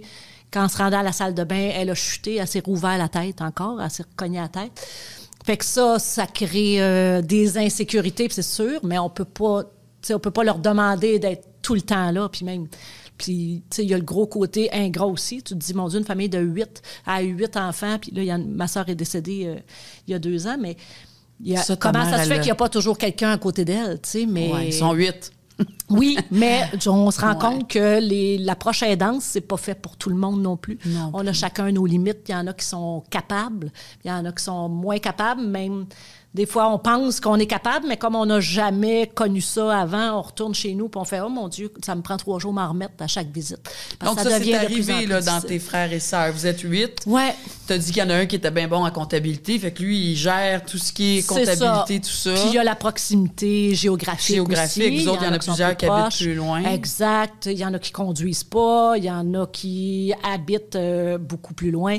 Fait que c'est tout ce déroulement-là. Puis on a tout essayé de, OK, là, on fait un calendrier. Là, on fait... Parce que des fois, c'était pire quand elle était pas... tu sais, elle avait perdu de la mémoire, mais quand même, elle était capable de voir que le temps est long. Là. Aujourd'hui, le temps est long, mais elle n'est même pas capable de le verbaliser présentement. Là. C'est comme elle le sent, mais elle ne sait pas, ou elle verbalise. Je ne sais pas, oui, c'est ça. Je ne sais pas qu'est-ce qui... tu sais, des fois, elle me parle de moi, mais je suis devant elle, puis elle ne s'aperçoit pas que c'est de moi qu'elle parle. Tu sais. Il y a quelque chose de très confrontant, c'est plus difficile. J'ai beaucoup, tu sais, puis quand je la montrais, puis tout ça, j'ai longtemps, tu sais, même ça, j'avais peur que ça fasse des tensions dans ma famille quand il y a plusieurs, parce que je me disais, OK, ils vont-tu penser que je suis en train de faire de l'exploitation de l'image de ma mère, mais c'était vraiment pour... Puis que moi, je m'en occupe donc. Oui, non, exactement. Ça, hein? Puis non, mon Dieu, je me suis toujours qualifiée de poche aidante, moi, et non pas de proche aidante, parce que j'y vais pas assez souvent, autant que je voudrais. Mais ouais, c'est ça, j'avais ce souci-là, mais en même temps, j'avais tellement une grosse vague de retour de « Oh, mon Dieu, que ça nous fait du bien quand tu nous montres des scènes avec ta mère, mon Dieu! » Puis pour moi, c'était une façon de rendre populaire les aînés, puis de rendre populaire d'aller passer du temps avec eux. Puis... Moi, j'ai travaillé en garderie aussi dans ma première vie. Puis, tu sais, j'avais ça, ce côté ludique-là, ou ce côté stimulation. C'est ta toujours force, cherché ça, des toi. jeux. Puis, oui, c'est ça. Fait que pour moi, ça a été toujours une façon d'amener les gens à considérer cette dimension-là de la vie, que c'est pas obligé d'être triste, c'est pas obligé d'être plate. Je le disais, moi, j'ai vraiment eu accès depuis les 10 dernières années, avant qu'à Périclite, là, j'ai vraiment eu une mère que j'ai jamais eue dans ma vie. Ouais, parle-moi de Parce ça. qu'elle était plus douce, elle était plus souriante. J'ai jamais eu une mère qui jouait avec moi. Fait que là, je me disais, OK, je vais aller chercher qu'est-ce que j'ai pas eu. Je vais aller chercher dans ce rapport-là, même si, parce que certains peuvent dire, mon Dieu, c'est infantilisant, vous faisiez des jeux, puis tout ça, mais non, c'était vraiment l'espèce de connivence d'avoir du temps à être ensemble puis de profiter. Parce que toi, étant la plus petite, il y a comme un avantage, mais en même temps, il y en a 7 autres avant aussi. Non, là, je l'ai toujours dit. Moi, vous m'avez donné une mère fatiguée. Elle avait 40 ans quand elle m'a eu aussi. Fait que elle était fatiguée. Ben oui, elle était fatiguée, puis je la comprends, Seigneur. Fait que là, tu t'es rattrapé un peu là-dedans. Oui, je suis allée chercher ça. Puis je pensais être très, justement, tu sais, comme on voyait dans les vidéos, je pensais être une super proche aidante parce que je venais vraiment la divertir, puis je la mettais de bonne humeur. Puis on dit souvent que l'Alzheimer, le cœur oublie pas. Fait que si tu laisses la personne avec une espèce de sentiment de bien-être ou de bonne humeur, bien, elle va rester de bonne humeur. Fait que j'avais l'impression que c'était ma tâche dans ça. Mais là, tu vois, depuis que je la vois souffrante, depuis que je la vois vraiment perdre ses repères, bien, elle les a perdus, là. C'est vraiment plus difficile. Là, ça me prend beaucoup plus de... Tu vois, j'y vais aux 2 semaines, puis ça me prend 3-4 jours. Je me dis, OK, là, je dis que la 10 est longue. La 10, ça se fait dans le brouillard parce que c'est un peu flou. Parce que je pleure la 10 quand j'en reviens. Là. Mais c'est quoi, ça? C'est fait de quoi, si tu me permets, Mélanie? Parce que c'est le fun de gratter là-dedans puis de comprendre. Parce que je trouve que ceux qui nous écoutent, ça les rejoint. Tu sais, tu dis, c'est plus difficile, la 10 est longue, retour, ça me prend 3 jours à m'en remettre, je broye ma vie. Ouais. C'est quoi que tu vis quand t'arrives, là, puis allô, maman, puis tu rentres, là, c'est quoi que t'es confronté à quoi? C'est même plus le... Tu sais, parce que l'Alzheimer, c'est une succession de deuils. Ça, je suis sûre que vous en avez parlé plein de fois, de deuil de la personne que tu as connue, deuil du rapport que tu avais avec. Mais c'est même plus de l'ordre de « c'est ma mère ». C'est vraiment rendu de l'ordre d'humain, de à quoi ça nous sert comme société de garder un humain dans un état comme ça. Puis c'est sûr qu'il y a le souvenir. Il y a le souvenir aussi de comment elle était, de mon Dieu, puis je le sais, toute cette vie, cette force, connais son orgueil et jamais elle n'aurait voulu se voir comme ça. Jamais elle n'aurait voulu se voir dans cet état de si grande vulnérabilité, de si grand besoin, là. Tu sais, je pense que, je sais pas combien qu'elle mesure, elle rapetisse à chaque visite, elle est de plus en plus petite, tellement qu'elle se replie sur elle-même, tellement qu'elle est en train, son corps est en train de s'affaiser. Mais, puis, tu sais, j'arrête pas d'en parler à mes enfants. Je fais, là, ils me trouvent tellement fatigante. Là, je fais, vous autres, vous me laissez pas de même. Vous autres, si je me rends là, vous arrêtez là. Mais malheureusement, pour l'Alzheimer, c'est pas reconnu. C'est pas l'aide médicale à mourir n'est pas arrivée. Exactement. Pas encore, mais on travaille là-dessus. Tu sais, je connais l'orgueil de ma mère, puis jamais elle aurait voulu se rendre dans cet état-là. Fait que c'est toute cette misère humaine-là. C'est plus difficile aussi parce que son étage, c'est plus difficile. C'est plus difficile, c'est toutes des... est entouré de cas lourds. Fait que même s'il y avait une parcelle de on s'accroche à une petite logique, ou il y a quelque chose de très triste, là. Fait que c'est le deuil de l'enfant qui regarde sa mère, le deuil de voir ta mère qui dépérit dans la vie. Puis en même temps, j'imagine, ça fait partie aussi, il y a tout un bagage de culpabilité de dire comment ça se fait que je la laisse là, puis je m'en vais. Exact. Puis elle va juste continuer à faire ça, puis qu'on laisse arriver ça. Est-ce que as-tu eu la chance, avec tes frères et sœurs, mais c'est toi qui es là aujourd'hui, de parler avec ta mère de la mort? C'est-tu quelque chose qui a existé dans son parcours? On a parlé beaucoup du fait que, tu sais, au début, quand c'est arrivé, mais c'est ça, parce que la maladie l'avait tellement, pas la maladie, mais l'opération cerveau l'avait déjà tellement transformée que c'était fragile. Tu sais, même elle a vu, elle nous a accompagnés, elle était là quand mon père est mort aussi, elle a vécu ce processus de deuil-là avec mon père, elle a vécu avec une de ses sœurs un bout de temps, sa sœur est morte aussi. Fait que, tu sais, c'est quelque chose qu'on a souvent abordé, mais ma mère était très religieuse aussi. Puis, après l'opération, elle a arrêté de croire. Fait qu'on dirait que le seul espoir qui aurait pu la rattacher, c'était plus là. Qu'est-ce que ça t'aura donné? Parce que tu le dis, moi, c'est fou, là, mon père est mort en 3 mois, ma sœur, 3 semaines. Et là, ta mère, là, qui... Qu'est-ce que tu retiens de ça, Mélanie, par rapport à la vie, par rapport à ta vie? T'as fait quelques masterclass, on pourrait dire, là, des classes de maîtres dans ça, à travers tes frères et sœurs. Vous êtes 8, je veux dire, c'est de l'humain, là, c'est de l'intensité d'humain, d'humanité, de vie. Qu'est-ce que tu gardes maintenant en toi? Comment tu la vois, la vie, l'existence, la fin, la mort? J'ai jamais eu peur de la mort. Ça, c'est vraiment quelque chose qui a jamais fait partie de mon parcours. Puis je comprends très bien. Des fois, je vais 4 fois à la même place. Puis je fais, OK, je l'ai vu, cette place-là. Fait que je peux comprendre que quand t'es rendu à 85 Noël, t'as fait le tour des cadeaux. Fait que ça, c'est vraiment quelque chose qui m'obsède pas, mais ce qui ressort beaucoup, c'est à quel point, parfois, on ne s'appartient pas. À quel point, tu sais, je le vois beaucoup avec ma sœur qui a pris cette décision-là de lever les feutres avant que ça dégénère. Ma mère qui n'a pas eu le choix de la prendre parce que la société a décidé que ça ne se faisait pas.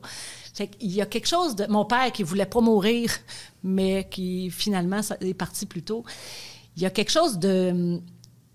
On s'appartient pas. On s'appartient pas. C'est ça. Puis j'ai l'impression que peut-être ce que j'en retiendrai, c'est essayons de nous entourer des personnes les plus près. Puis c'est la même chose, tu vois, je pourrais faire aussi une conférence sur les divorces.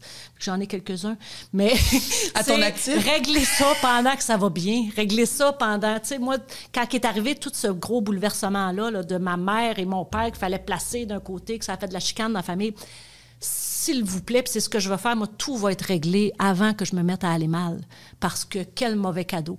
On laisse à une famille si c'est eux qui décident où est-ce qu'on s'en va. Oui, puis il n'y a personne qui veut laisser ça à ses enfants. Non, exact. Tout le monde, en plus, dans ton histoire, tout le monde a été pris un peu par surprise dans ça. Ta mère qui se cogne la tête de ça et a développé, je veux dire, il n'y a personne qui pouvait prévoir ça. Là. Mais je pense qu'il faut vraiment, je ne sais pas si, tu sais, là, on commence à parler de mandat d'inaptitude puis de trucs qui se préparent avec un notaire, mais je ne sais pas s'il y a des boîtes à outils mieux équipés de « OK, moi, je m'attends à s'il m'arrive ça, qu'il y a ça, que j'aimerais, cette résidence-là, c'est celle-là que je serais. » Tu sais, puis nous autres, on était complètement au service d'une infirmière qui changeait à toutes les semaines avant qu'on trouve des résidences, parce qu'on ne trouvait pas où les envoyer. Il y a des gens qui venaient à la maison pour s'occuper de mon père. C'était jamais la même personne. Elle nous disait jamais la même chose. On est vraiment démunis. Il manque de boîte à outils. Moi, je pense. Parce que, tu sais, comme quand tu t'accouches d'un enfant, tu pars avec ton petit guide de 0 à 4 mois, il est supposé de manger mou. Après ça, quand tu as un proche qui tombe comme ça du jour au lendemain, tu vois, je viens d'apprendre en venant faire ta balado qu'il y avait des recours, même psychologiques, pour aider les proches aidants. Oui, il y a plus de partout. services qu'on le pense. Moi, je pensais qu'on était trop en région pour avoir ce genre de service-là. Non, c'est sûr qu'il manque, puis on a tout à gagner à en développer davantage, mais l'appui des proches aidants sert à ça. On le dit. Il y a des informations que je vous donne à la fin de chaque émission, numéro de téléphone, mais il y a des services. Mais moi, en lien avec ça, donc, d'aller chercher de l'aide. Toi, même si vous êtes 8, puis en même temps, c'est frères et sœurs. Des fois, c'est trop proche, là. Ouais. On peut pas se confier. On vit ça chacun de notre façon. Est-ce que tu as été, toi, te chercher de l'aide à travers ça? Surtout, je dirais, par rapport à ta mère, qui est... Bon, ton père, ça a été un peu un choc. Tout ça est arrivé, mais ta mère, ça a été sur une plus longue période. Est-ce que tu as senti le besoin d'aller chercher de l'aide? Puis si oui, puis sinon, pourquoi et comment? Tu vois, c'est quelque chose, j'avais même pas... C'est drôle parce que c'est ta recherchiste qui m'a demandé ça, puis je suis partie à pleurer parce que j'avais même pas pensé qu'on pourrait aller chercher de l'aide. J'avais même pas pensé que quand moi-même qui aide quelqu'un de si vulnérable, que moi-même, je pourrais devenir vulnérable. Tu sais, je me sentais assez forte, mais ça ressemble des fois à des petits chocs post-traumatiques. Vraiment qu'on assiste à des scènes, on voit des choses, on voit des vulnérabilités. Puis tu vois, là, depuis que ma mère est rendue là, que je trouve ça plus difficile d'aller la voir, je fais « Ah, peut-être que c'est plus dur que je pensais, tu sais. » Puis peut-être qu'il faut que je trouve mes limites aussi, parce que on n'avait jamais expérimenté ça, personne, puis on veut juste aider les autres. J'ai une de mes sœurs qui habite proche, qui est souvent là. Fait que je me dis, le moindre des choses que je peux faire, c'est y aller aux 2 semaines au moins. Puis moi, je pensais que les proches aidants, pour moi, c'est Chloé Sainte-Marie. C'est quelqu'un qui vit à tous les jours avec la personne, puis qui répond à tous les besoins, puis qui est un super infirmier, infirmière. Puis...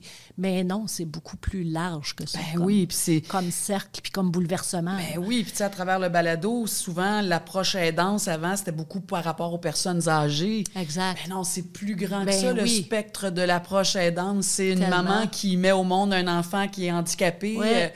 C'est des parents, un couple qui... un enfant a eu un accident de voiture et est paraplégique pour le restant de sa vie.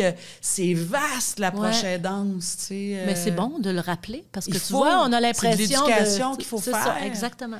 Puis, tu sais, je le dis souvent aussi, puis je le répète, puis c'est la bonne place pour le répéter, mais le futur de notre système de santé, c'est l'approche aidance. Je veux dire, on peut pas faire autrement. De toute façon, de façon logique, t'es malade, tu vas être chez vous, tu vas pas être dans un lit d'hôpital, tu vas être dans tes affaires.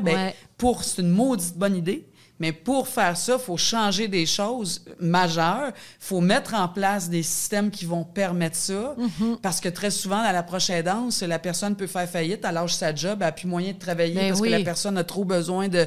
C'est tout de développer un réseau autour de nous d'aide. Puis si la famille, les amis peuvent être là, ça fait une grosse différence. C'est tout un autre monde, c'est toute une autre vie. Tu sais. Non, vraiment. Merci beaucoup, Mélanie, d'être venue. C'était le fun que tu sois là. Merci à toi. Embrasse Denise. Je ne Parfait. savais pas que Denise faisait quelques mois là, qu'elle était rendue à une autre étape, mais embrasse ta maman. Parfait. Merci d'être venue.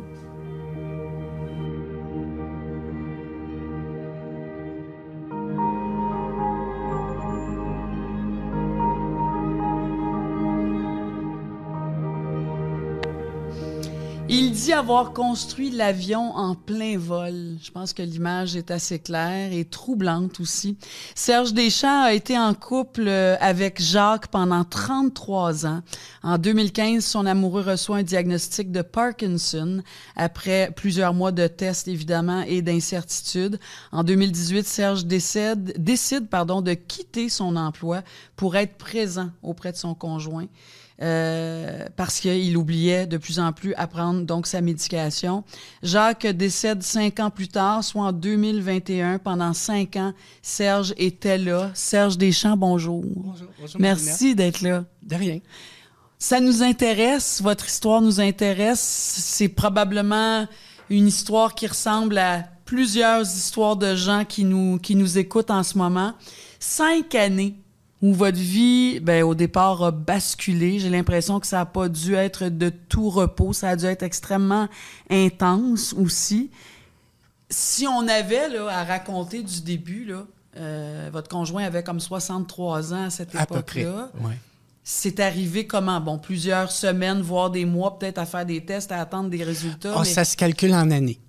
Les tests pour avoir un diagnostic précis de Parkinson. Nous, ça a pris peut-être à peu près 1 an et demi de tests avant qu'on voit un neurologue, puis le neurologue dise « Bon, Monsieur Dubuc, devez-vous marcher dans le corridor? » Il le regarde marcher, venez vous asseoir. Prescription de dopamine, vous avez le Parkinson. Mais le filtre, c'est un entonnoir de tests parce qu'il n'y a pas de prise de sang, il n'y a rien. Fait que tu as des scans, toutes sortes de choses qu'ils font pour s'assurer que c'est le bon diagnostic. Puis là, donc, tout ce processus-là d'un an, 1 an et demi, c'est rempli de stress, d'inquiétude, d'angoisse, de rendez-vous médicaux. Puis moi, j'avais décidé de l'accompagner là-dedans, de voir un peu qu'est-ce qui allait sortir de ça, parce qu'un des premiers neurologues qu'il avait vu, je l'avais vu écrire sur le papier, « léger tremblement associé à une parkinsonite ». J'ai fait « Oh, j'aime pas ». Parkinsonite. Oui, Okay. j'avais dit « Oh, j'aime pas bien ça, ce mot-là », tu sais, bon. Fait que j'ai dit, il faut que je sache qu'est-ce qui va se passer avec ça. Fait que là, je m'étais impliqué, j'étais allé à tous ces rendez-vous là, médicaux. C'est ça, tout vous le avez temps, été tout le proactif temps. dès Oui, le tout le départ. temps. Oui, Mais j'imagine cette année et demie-là d'investigation, là, il devait le vivre aussi. Là. Il a dû avoir des épisodes physiquement. Absolument, parce qu'en plus, c'était un Parkinson avec dépression profonde, trouble généralisé d'anxiété. La démence a popé un peu plus tard, suivi d'un syndrome crépusculaire. Fait que déjà, l'état... Ça, c'est comme la totale, là? Un petit peu, oui. C'est assez all dress, je dirais. Okay. Ouais. Puis le fait d'être en dépression, déjà, il était traité pour une dépression en même temps par un psychiatre, mais il n'arrivait jamais à doser pour le rendre confortable. C'est quand on a su que c'était le Parkinson que là, le neuropsychiatre a pu ajuster la médication pour contrôler la dépression. Mais vous, est-ce que ça a l'anxiété. commencé par la dépression? Votre chum est tombé en dépression, mais c'était relié à ça, puis vous le saviez pas? On le savait pas. Puis il y a d'autres signes avant-coureurs, qui est la perte d'odorat maintenant, puis de goût et d'odorat, qui est un petit peu plus associé comme un signe précurseur de la maladie de Parkinson. Okay. Qu'on savait pas. Mais il avait perdu ça, mais étant donné qu'il souffrait d'allergies, on s'était dit, c'est peut-être des médicaments contre les allergies qui a perdu le goût, l'odorat. Ça a commencé comme ça, absolument. Les symptômes. Oui, comme ça. Perte de goût, perte d'odorat, dépression, anxiété, troubles de sommeil, insomnie, tout ça. Ça, c'était pas le conjoint, c'était pas le chum que vous connaissiez, vous, avant? Au niveau dépressif, ça durait depuis quelques années. C'était pas... plus ou moins la même personne, sans une trop grande différence. Je te dirais que la grande différence arrive quand la démence ou les troubles neurocognitifs majeurs vont popper. Là, à ce moment-là, oui, la personnalité change à ce moment-là. Mais ça a été quoi, donc? Parce que c'est clair que ça a été un choc. Oui, c'était un choc. Mais c'est un choc, ça n'en est pas un, parce qu'on a comme, je me disais, un mécanisme d'être un petit peu dans l'évitement puis dans le déni à ce moment-là quand tu fais face à ça. T'es pas prêt à l'accepter. Fait que t'es pas vraiment en choc. Tu tasses le choc de côté un peu, là, parce que tu veux continuer la vie comme avant, toi, là, tu veux pas... Fait que ça a été quoi le chemin à Jacques, là, tu sais, donc il y a eu ce diagnostic-là, oui, il y avait la dépression, oui, il y avait le goût, l'odorat, mais ça a été quoi, donc, son chemin, là, de plus en plus vers le décès, en fait? Dans le fond, ça a été... écoute, c'était le Parkinson avec démence, c'est la Formule 1. Ça va vite. Un Parkinson, un diagnostic, ça peut prendre 15 ans, 17 ans. Avec démence, c'est à peu près 6 ans. C'est à peu près ce que ça l'a pris. Fait que lui, ça s'est... Disons que ça a avancé, c'est allé assez rapidement. C'est vrai que le chemin s'est fait comme un petit peu en Formule 1. Le fait que la démence pop, il était plus ou moins conscient de tout ça. La médication était bien ajustée, je dirais, pour le trouble généralisé d'anxiété puis la dépression. Ça, c'était assez ajusté. Bon, comment lui, il l'a vécu? Oui, mais c'est ça, parce que vous dites... Donc, lui, là, il a-tu changé, Jacques? Je veux dire, qu'est-ce qui a changé dans sa personnalité? C'était un mâle dominant, c'était un alpha, puis il est devenu comme mon enfant. Tu sais, je veux dire, fait que la personnalité, oui, elle change. Tu sais, c'était le roi de la jungle, là, ce gars-là. Là. Tu sais, c'était un beau grand monsieur, fier, tu sais, avec bien du caractère. Puis tranquillement, ça a changé. Même mon frère m'avait dit, à un moment donné, il dit, Serge, il dit, c'est tout renversé. J'ai dit, qu'est-ce que tu veux dire? Il dit, vous étiez dominant, les rôles sont renversés.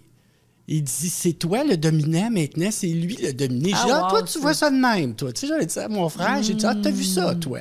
J'ai dit, ben oui, je m'en étais pas rendu compte, mais là, je prenais plus les décisions, puis tout ça. Avant, Ça vous a fait vivre quoi, ça, vous, de devenir le dominant, là, si on met ces images-là? Là, Seigneur. Ça vous a-tu déboussolé? Ben là, j'étais tellement habitué de le laisser bosser, mais... Mais c'est intéressant. Là, Hey, oui. Les rôles changent, Oui, là. oui, complètement. Puis vous, sentiez-vous que vous étiez équipé ou prête à endosser ce rôle-là, là, de grandir de 1 pied puis d'élargir de 12 pouces, ou tu sais, parce que vous dites que votre chum, il était vraiment toute une pièce d'homme. C'était correct pour moi. Ben, premièrement, tu sais, t'es amoureux de ton chum. Puis tu l'aides, bien Tu veux sûr. en prendre soin.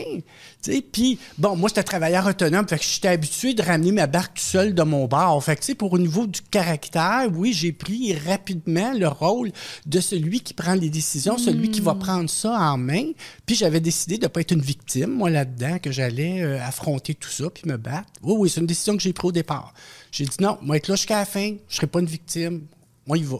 Fait que vous, là, le mot, le titre, de proche aidant, là, ça vous a fait quoi? Parce que oui, c'est mon chum, je suis son conjoint. Mais est-ce que c'était quelque chose qui existait en vous? Saviez-vous que vous étiez un proche aidant? Pas que vraiment. Vous deveniez... Non. Pas vraiment. Puis ça, c'est bizarre parce que c'est une affaire que c'est important de prendre conscience de ça, qu'on l'est à un moment donné. Puis je sais maintenant que ça fait partie un peu de la diade du proche aidant, c'est de prendre conscience qu'il est proche aidant. Ouais. Parce que Ça, c'est une étape, là. Oui, c'est une étape, tu sais. Fait que c'est comme la première étape à ce moment-là. Tu sais, puis ça veut pas dire que quand tu prends conscience de ça, que tout ton temps est consacré à l'autre. Mais moi, déjà, mon temps était pas mal consacré, oui, à temps plein, à ça, mais j'étais pas là-dedans. J'étais juste un conjoint qui aime son chum puis qui en prend soin. Tu sais, ça avait pas commencé à avoir un impact, on va dire, sur ma psyché, sur mon énergie puis tout ça. Tu sais, ça prend quand même un certain temps avant que l'épuisement qu'on commence à ressentir l'épuisement, à identifier qu'on a des limites aussi dans ce parcours-là. Fait que vous, avez-vous, là, maintenant, vous le comprenez, j'imagine, avec le recul, évidemment, mais Oui. est-ce que dans le parcours, vous sentiez ça, vous étiez conscient de ça, vous étiez sensibilisé à ça? Pas beaucoup.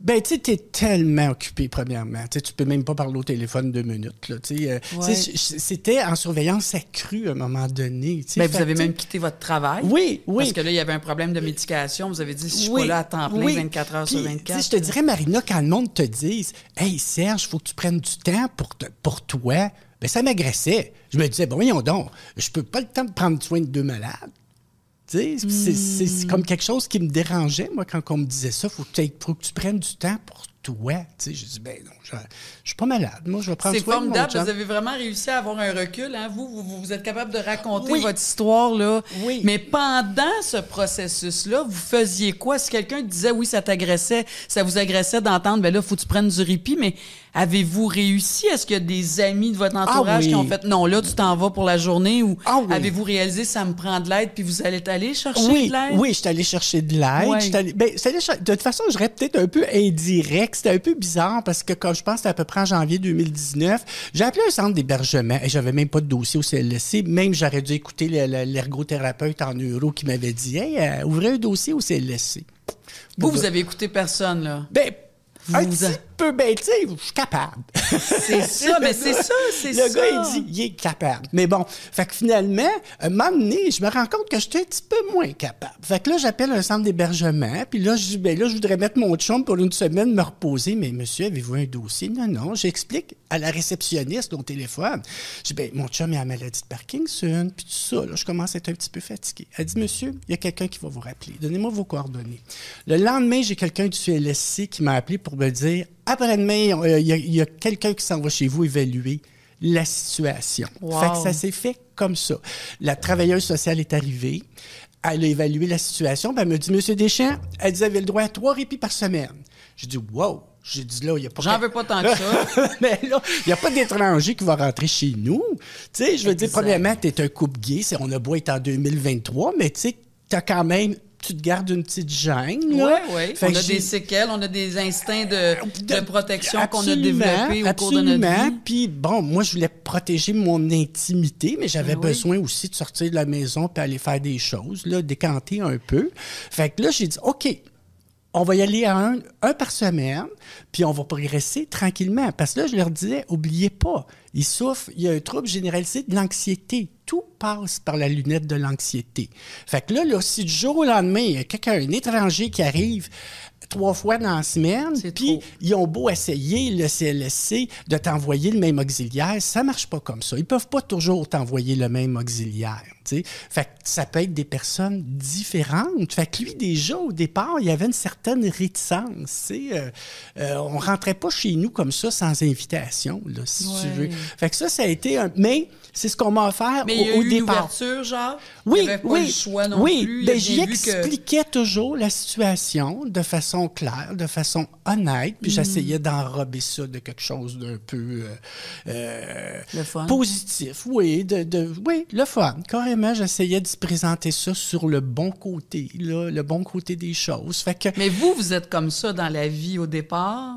Comment? Bien, résilient, qui voit le beau côté des choses. Vous portez ça en vous au départ, vous, dans la vie. Oui, puis comme tu disais tantôt, là, je me mets à l'extérieur de moi-même. Là, je l'ai appris par la bande avec les psychologues, que j'ai quand même un soliloque, c'est-à-dire un discours interne qui est actif. Donc, le fait d'être capable de prendre du recul, de m'analyser, ça m'a aidé beaucoup. Oui, c'est sûr, je dirais à tout le monde, vous êtes proche aidant, développez votre soliloque. Parlez-vous. Il faut vous parler. C'est bien sinon, important. aller chercher de l'aide pour vous aider à le développer. Essentiel. Puis moi, j'en ai eu. J'ai été chanceux. J'ai eu de l'aide. Oui, aussitôt qu'il a commencé à montrer des signes de démence, que j'ai été accompagné par l'Institut universitaire de gériatrie, j'avais une ergothérapeute. En Zoom, tu sais, on est en pandémie. Là, oui, il ne faut pas l'oublier, cet épisode-là. Oui. On est en pandémie. Moi, je suis isolée, j'ai eu des coupures de services, puis tout ça, là, j'ai eu un sentiment où j'avais peur d'être abandonnée. C'était effrayant par le système quand la pandémie est arrivée. Finalement, donc, vous ne l'avez pas été? Ben non. Abandonné, ça s'est transformé. Ça s'est transformé en Zoom. Oui. Si tu veux, là, c'est là que j'ai appris à construire l'avion en plein vol, parce que j'avais mon ergothérapeute avec qui j'avais des Zooms qui me montraient un peu les trucs, comment tu deals avec une personne qui est atteinte de démence. Puis aussi, là, tout de suite, à la première rencontre, elle dit « Monsieur Deschamps, êtes-vous ouvert à avoir une psychologue? » Parce qu'elle dit « Moi, là, je décèle des signes. » Là. Elle dit, ça serait bon pour vous. J'ai dit, certain. J'ai dit, pourquoi pas? L'ouverture. Oui, moi, j'étais ouvert à ça. Puis en plus, ben, tu sais, on t'aide. Puis c'est le système de santé, c'est gratuit. À part de ça, parce qu'il ne faut pas que tu oublies, quand tu es proche aidant, tu t'appauvris. Fait que, tu sais, tu commences à compter tes scènes un peu. Ben oui, quand on quitte l'emploi. Oui, j'ai vendu l'auto pour être sûr d'arriver, puis tout ça. Fait que tu connais un peu de l'anxiété un peu financière, si tu veux. C'est normal, Oui. Ben, on dit que c'est normal, puis ça ne l'est pas, mais c'est comme... Non, mais de l'anxiété par rapport à ça, c'est normal, c'est humain. Oui, là, tout à fait. Parce que c'est comme, en quelque part, peut-être une situation qui nous semble un peu anormale, la situation de proche aidance, puis en même temps, ben, notre cœur nous guide là-dedans.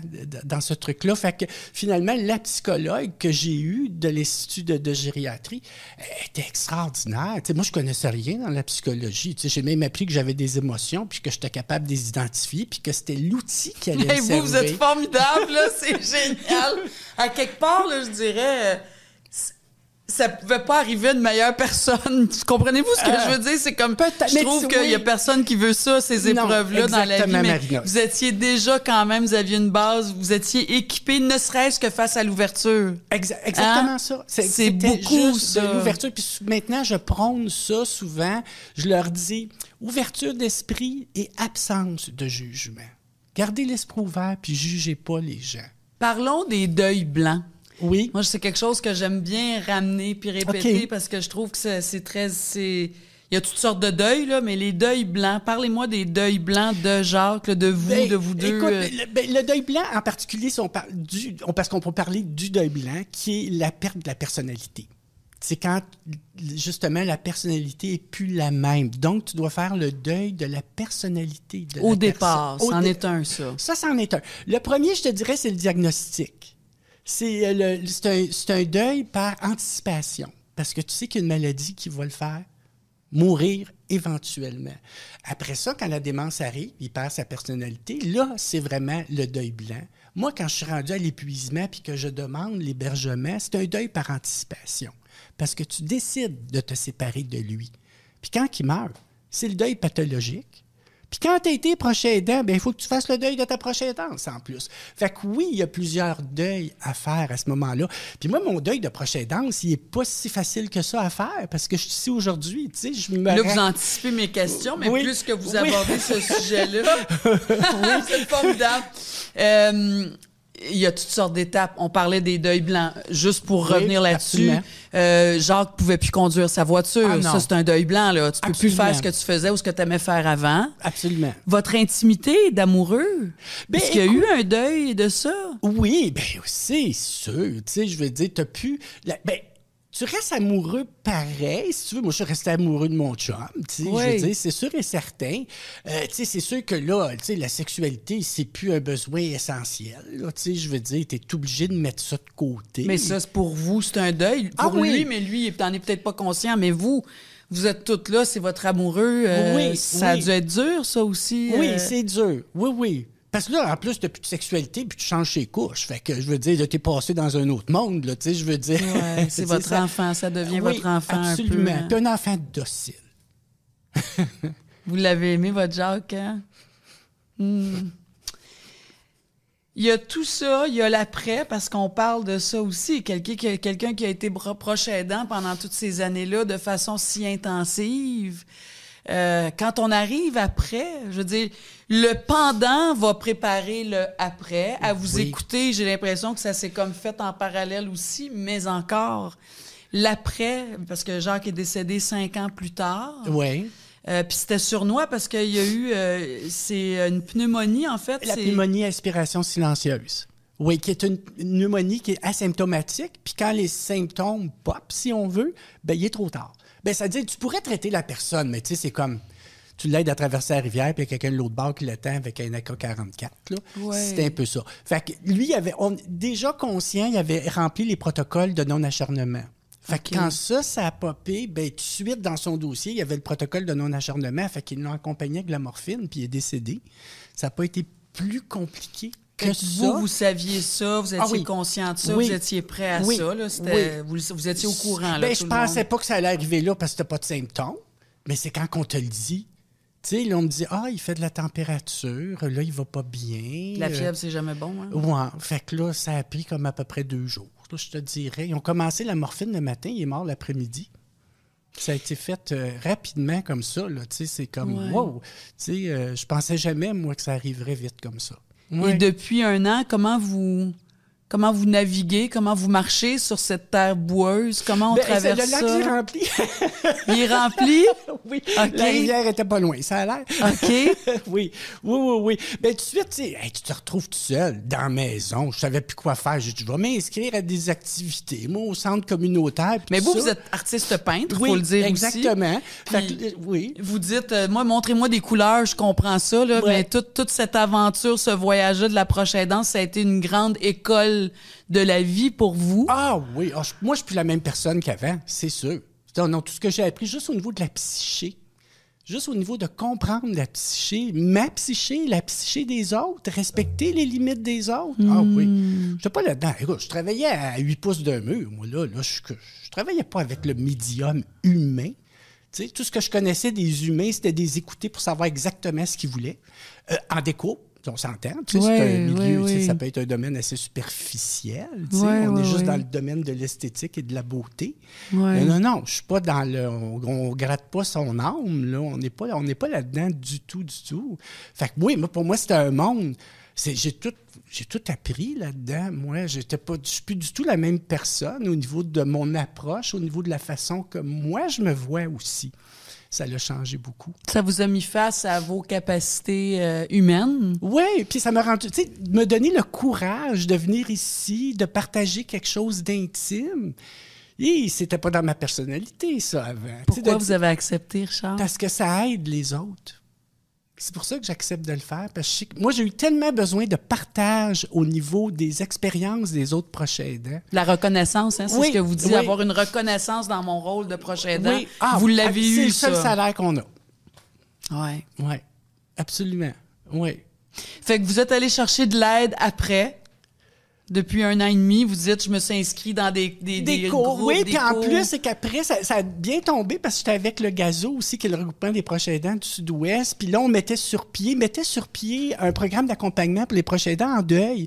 Fait que je faisais un peu partie de la première génération pour mettre... Fait que ça a bien tombé, fait que j'ai pu jouir de cet accompagnement-là, où on créait cet accompagnement-là en même temps pour les proches aidants en deuil. Fait que donc, j'ai eu un bon accompagnement. Je suis sortie, je me suis dit, non, il faut que je rencontre des gens. Puis à un moment donné, j'ai rencontré quelqu'un qui était un célibataire endurci, qui, tu sais, je me dis, j'ai appris à le connaître. Je dis, c'est le fun, il voyage tout seul, il va au restaurant tout seul, il va au musée tout seul, fait tout seul, puis il est heureux, un bon vivant. J'ai dit, il faut que je crée une alliance. Il faut qu'il m'apprenne à être heureux comme célibataire. Ben, c'est moi qui apprends à être heureux en couple. C'est formidable! Ouais. Vous êtes tombé amoureux. Oui. Vous avez retrouvé l'amour. Absolument. C'est extraordinaire. Oui. Et je trouve ça beau parce que dans votre histoire, vous dites, on ferme pas le livre. Oui, on tourne une page, mais on écrit surtout un nouveau chapitre. Oui. Ah non, on ferme jamais le livre. On tourne, on écrit un nouveau chapitre. Moi, ma vie continue. Tu sais, ça enlève rien d'avant. Puis, tu sais, j'ai Pierre qui s'appelle, il a compris mon deuil. Il m'a, tu sais, tranquillement, tu sais, puis on avait tellement, je me suis dit, mon Dieu, qu'on a des points communs, ça n'a pas de bon sens, puis qu'on a du fun ensemble. Ben, on a appris à se connaître, puis tranquillement, pas vite, avec... Lui, il a pris son temps, tu sais, il me respectait. C'est merveilleux. Il me respectait là-dedans, puis finalement... Je voulais apprendre à être un célibataire, moi, puis c'est pas ça. Ça n'a pas C'est pas là que vous allez apprendre ça. Peut-être dans une autre vie. Peut-être. Richard, merci. Non, vraiment. c'est Serge, mon nom. Pourquoi j'ai dit? Depuis tantôt, je vous appelle Richard. Juste une fois. On a-tu un autre Richard? J'ai-tu parlé d'un Richard? Ben, permettez-moi. Bonjour à tous les Richards. Excusez, Serge, j'en reviens pas. Je suis vraiment désolée. Je sais pas pourquoi j'ai un Richard en tête. C'est pas grave. C'est correct. Merci infiniment, Serge, d'être venu nous voir. Vous êtes C'est mon vraiment plaisir. une belle et grande inspiration. Ça fait vraiment beaucoup de bien de vous regarder, de vous écouter. Oui. Puis de sentir toute cette évolution-là humaine, cette ouverture-là. Oui, c'est... vous auriez pu vous fermer pendant, vous auriez pu vous fermer après. J'aurais pu devenir tellement en colère. J'en ai eu de la colère. C'est sûr, de la frustration, j'en ai eu de la colère. Mais mon Dieu, grâce à ma psychologue, j'ai pu l'identifier, ma colère, et la contrôler avant de l'exprimer de façon dramatique. C'est sûr. Oui, puis en s'aidant, on peut tellement mieux aider l'autre. Hein, s'équiper pour être mieux équipé, pour pouvoir répondre aux besoins de l'autre. Merci infiniment. Ben, de rien, merci. C'est mon plaisir.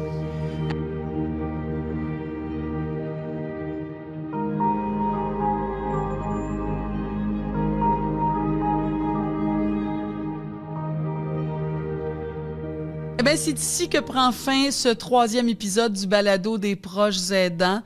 Je sais pas pour vous, mais moi, j'ai vraiment le cœur gonflé à bloc. Quel bel échange, quelle belle rencontre aujourd'hui. Je remercie évidemment à nouveau mes invités Valérie Blais, Guylaine Thériault, Mélanie Ménard et Serge Deschamps de nous avoir carrément donné la permission de rentrer dans votre vie, votre intimité, votre histoire aujourd'hui. Et j'aime bien vous rappeler que si à l'écoute de ce 3e épisode, vous vous êtes reconnu ou vous avez reconnu une personne de votre entourage qui aurait besoin d'aide, d'écoute, d'accompagnement, c'est pas compliqué. Vous contactez Info Aidant au 1-855-852-7784. Vous pouvez également aller consulter la page des conseils pratiques pour les proches aidants sur le site de l'appui.org. Tout y est pour vous orienter vers les ressources dont vous avez besoin dans toutes les régions du Québec. Si vous avez envie aussi de partager votre histoire avec nous, allez dans la section « Témoigner de votre histoire » à appuibalado.ca. On va se retrouver très bientôt pour aborder cette fois la réalité, en fait, d'une personne proche aidante qui vit avec une personne atteinte de déficience intellectuelle. C'est vraiment avec beaucoup de plaisir, le cœur rempli, que je vous dis merci d'avoir été là. Ici Marina Orsini, prenez soin de vous et à très bientôt.